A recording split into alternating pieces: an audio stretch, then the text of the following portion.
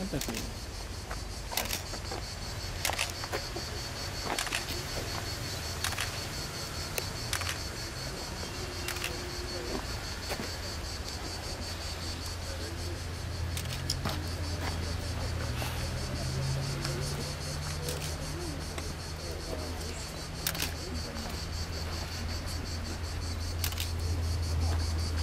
Okay, where are we? Roman amphitheater. Good. We're in a Roman amphitheater, and you'll notice it's pretty good size for what you can see, but what you can't see is the bulk of it is actually missing. Take a look down and you can see where the stair layer would have been.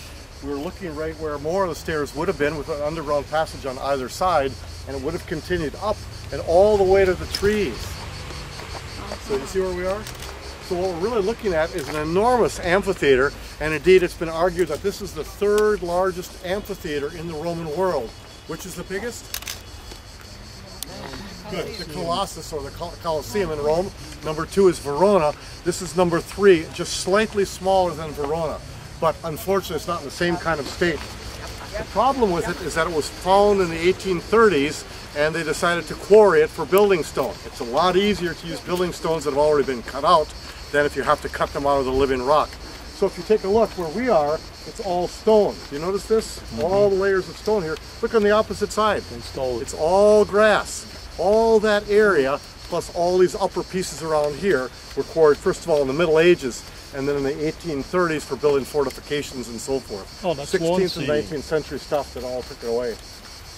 You could see that once the Romans got this thing built, we don't know again the date, probably 1st century AD would be a good guess. Remember how Augustus brought in colonists to repopulate the place?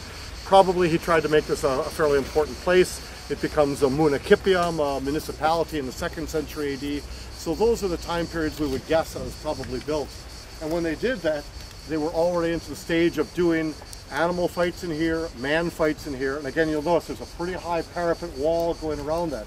You see how we have 1, 2, 3, 4, 5 stone blocks on the opposite side? And then more on top of that, probably a big circular cylindrical wheel that if something was able to jump up onto it, it would circle back down and dump them back inside. And then notice the possibility for water fights in Naumachia. You see the waterworks down below perhaps?